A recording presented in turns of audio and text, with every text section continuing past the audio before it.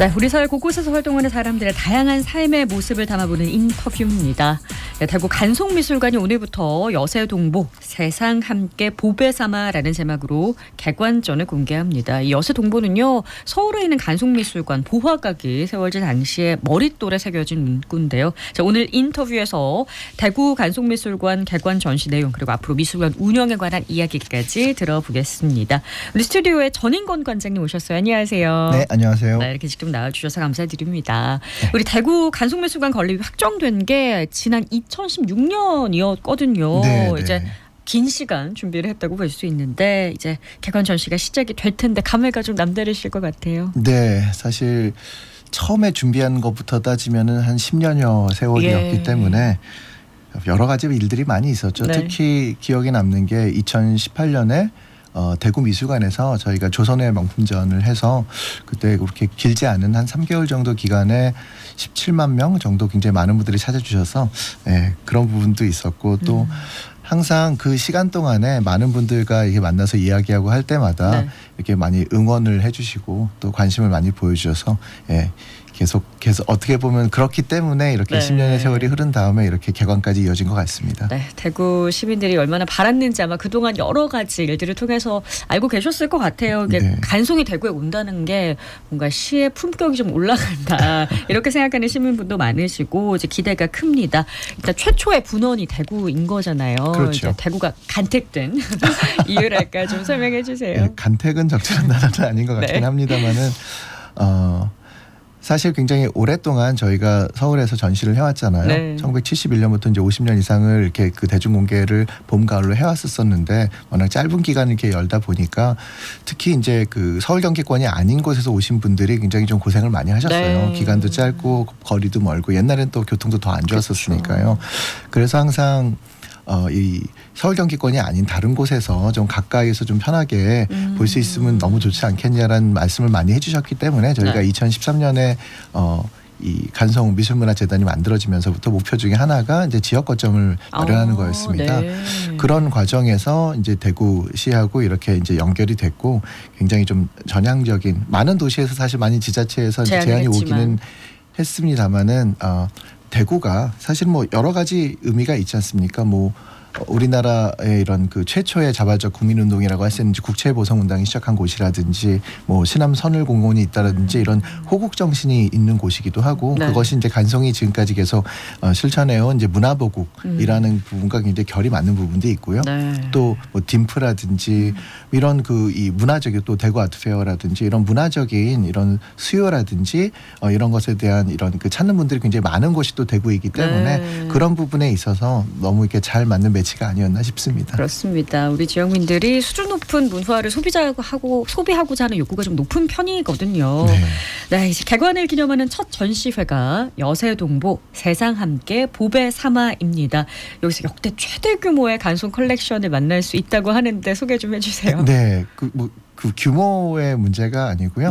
이번에 그 출품되는 40건 97점의 이 문화유산들은 모두 국보 보물로 지정되어 있는 지정문화재입니다. 지정문화재로서 이 정도 규모로 나온 거는 역대 최대라고 분명히 말씀을 드릴 수가 있고요. 그만큼 귀한 것들을 볼 수 있다는 얘기죠. 이 보물이라는 건 사실 그 종류의 문화유산들 중에서 가장 뛰어난 것들만 보물로 지정이 되는데 그 중에서도 역사적인 의미가 아주 특출하다든지 유일하다든지 뭐 예를 들어 소민정음 해례본 같이 이런 것들만 국보로 또 지정이 되는데 이렇게 많이 모인 거는 저희로서도 처음이고 아마 지금까지 우리나라 국공립 이 역사상 없던 일이 아니었나라고 생각을 듭니다. 이 정도 수준의 국가문화유산들을 한 자리에서 볼 수 있는 건 정말 좀 희귀한 일이다라고 보면 되겠네요. 사실은 일반적인 전시라면은 그 하나하나가 정말 메인이 될 만한 것들이 다 모여 있었기 때문에 저희가 특별한 주제를 정한다기보다는 그 보물 하나하나가 얼마나 귀중하고 아름답고 또 빼어난지를 보여드리는 그런 전시라고 생각을 해서요.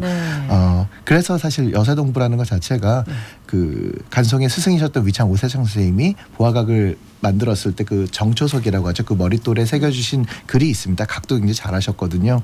그 마지막 문장에 나오는 건데 이런 그 우리나라의 문화유산들이 이렇게 이 자리에 모여서 이제 드디어 연구할 수가 있게 되었다. 그러니 세상과 함께 보배 삼고 자손 대대로 영원히 보존을 하자라고 말씀하셨던 그 부분에서 대구간송미술관이 생긴 이유 자체가 상설을 이 기준으로 해가지고 더 많은 분들이 조금 더 편하게 다가와서 보실 수 있도록 해드리는 이 단추 첫 걸음이라고 할 수 있기 때문에 네. 그래서 아마 여세동부라는 이 위창 선생님의 그 말과 너무 잘 어울리는 부분이 있어서 이번 전시의 제목으로 삼게 되었습니다. 네, 전시에 대한 기대감이 갈수록 높아지고 있는데요.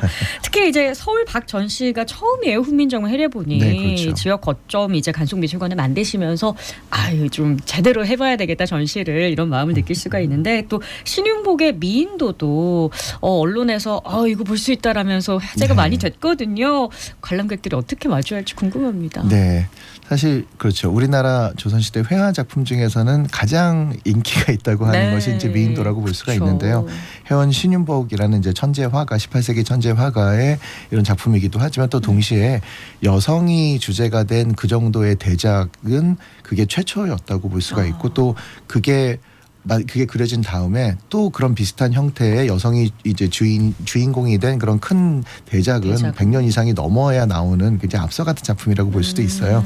훈민정음 해례본 같은 경우에는 잘 아시다시피 세종대왕께서 애민정신을 근간으로 해서 만들었던 사실 아무리 선진국이라고 해도 보통 문맹률이 4%, 5%, 7%가 되는 게 굉장히 쉬운 세상에서 네. 우리나라만큼은 문맹률이 1%가 안 되는 정말 어떻게 보면 언어학적으로 말도 안 되는 이런 부분이 사실 훈민정음이 있었고 그게 한글이 되면서 우리 국민들한테 세종대왕께서 주신 선물 같은 거라고 볼 수도 네. 있는데 사실 이 선물을 같이 이렇게 공유하기 위해서는 저희 대구 간송미술관도 당연히 이제 베리어 프리를 실천하기 위해서 굉장히 또 노력을 하고 있는데 그 중에 하나로서 훈민정음 해례본에 대해서 시각장애인 분들은 아무래도 좀 감상한다든지 이런 것들이 쉽지가 않은 네. 부분이 있어서 그거를 음성으로 사운드로 풀면 어떨까라는 생각에서 훈민정음 해례본의 그 서문 부분을 어조설문 부분을 이렇게 현대어로 번역한 본이 이제 그 국립 한글박물관에서 만든 게 있어요.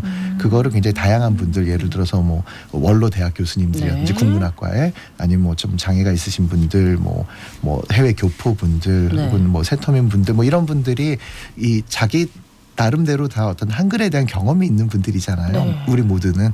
그래서 이 어제 서문을 읽은 그 소리를 가지고서 이제 작품을 어떻게 보면은 훈민정음과 함께 훈민정음을 경험해온 우리 모두가 이야기하는 부분들과의 그 음성을 같이 해서 그 전시를 하고 있어요. 그런 부분에서 아마 좀 독특한 그런 경험을 하실 수 있을 것 같기도 하고요. 또 미인도 같은 경우에도 정말 아름답거든요, 사실은. 그래서 개인적인 이런 관계를 맺는다라는 이런 부분에 좀 도움을 드리고자 조금 소수의 인원만 들어가셔서 보고 그다음에 그분이 나오시면 또 다음 팀이 들어가고 이런 식으로 조금 가까이에서 개인적인 경험으로서의 연결을 해드릴 수 있는 그런 세팅으로 이렇게 해서 이 훈민정음 해례본과 이 해원 신윤복의 미인도는 이 단독 공간에서 따로 보실 수가 있습니다. 만날 수가 있군요. 세대를 아우르면서 동시에 그 작품과 내가 또 만날 수 있는 기회를 좀 더 특별하게 만들어 주신 것 같습니다. 그리고 미술관에 수리 보건실을 마련하셨는데 아주 특별한 공간이라고. 네, 이것도 역시 어떤 의미에서 세계 최초라고 볼 수가 있는데요. 지금은 이제 수장고 같은 경우에 이렇게 공개를 해서 보이는 수장고라는 이렇게 운영하는 기관들이 꽤 많이 있기도 합니다만은 사실은 사람들이 궁금해하는 게 수장고의 모습이 어떨까도 있지만 이 문화유산들을 어떻게 수리를 하고 복원을 하고 하는 이런 부분들에서 궁금한 분들이 궁금한 분들이 많이 계시기 때문에 실제로 저희 이제 이 보존과학실에서 일하시는 분이 학예사 분들께서 이 수리하는 모습들을 밖에서 물론 유리창을 통해서 이렇게 보시고 또 필요에 따라서는 대화도 할 수 있는 이런 이 마이크와 스피커 시스템도 있습니다. 그래서 이런 부분이 어떤 거예요?라고 이렇게 여쭤보면은 이제 분들이 답을 해주시는 그런 시스템도 갖추고 있어서 어떤 면에서 교육적으로 특히 사실 대구간송미술관이 굉장히 중요하게 생각하는 부분이 이제 교육, 특히 좀 젊은 세대, 미래 세대를 위한 교육이기 때문에 그런 어떤 이 보존과학에 대한 그것을 공부를 하는 그런 프로그램들, 학생들을 위한 프로그램이 있었을 때 굉장히 유용하게 사용이 될 것 같습니다. 그렇군요. 그러면 교육 체험 콘텐츠가 조금 더 다양하게 준비가 되어 있을 것 같다라는 생각이 드는데요. 맞습니다. 굉장히 좀 학생들만이 아니라요. 이제 성인분들이라든지 이렇게 관심 있는 분들을 위해서 굉장히 다양한 프로그램을 갖고 있고요. 또 하나는 저희가 또 교육하고 같이 가장 특기할 만한 것이 간송미술관은 아무래도 이제 반세기가 훌쩍 넘는 이제 지류 유물, 특히 뭐 서화류라든지 네. 이런 서책류라든지 이런 것에 이제 보존 처리라든지 수리라든지 이런 보존 과학에 대한 이제 노하우가 많은 곳이기 때문에 특히 여기 이 대구 경북 지역, 뭐 안동 이런 쪽은 이제 예전에 유림이라고 불릴 정도로 서화 관련된 이제 지류 유물들이 많이 집적되어 있는 곳이기 때문에, 근데 안타깝게도 최근에 이제 그 기후 위기 때문에 보존에 어려움을 겪고 계신 분들이 꽤 많다고 알고 있습니다. 네. 이런 분들에게 조금 더 적극적인 도움을 드리고자 어떻게 보면 이런 지류 유물들의 뭐 수리가 필요하다면 뭐 수리라든지 아니면 그런 특별함을 또 담았군요. 그렇죠. 그래서 수장고를 좀 더 크게 만들기도 했고 보존과학팀을 조금 더 활성화하기 위해서 노력을 하고 있습니다.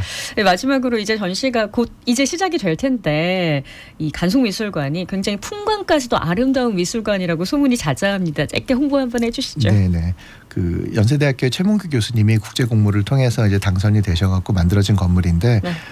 뭐 여기서 그렇게 멀지 않은 도산서원이라든지 해인사 같은 경우가 어떻게 보면 이제 언덕을 해서 이렇게 얹혀가는, 그러니까 네. 이걸 파내 갖고서 지형을 바꾸는 게 아니라 그 지형을 살려서 짓는 어우러지는. 우리나라의 고건축의 그 기본을 지켜서 만들어진 곳이라서 이쪽도 마찬가지로 좀 언덕이거든요. 그래서 언덕을 따라서 올라가는 지형을 추종한 그런 건축도 있지만 또 거기에 가장 특기할 만한 게 굉장히 큰 그 침엽수 소나무 기둥이 있습니다.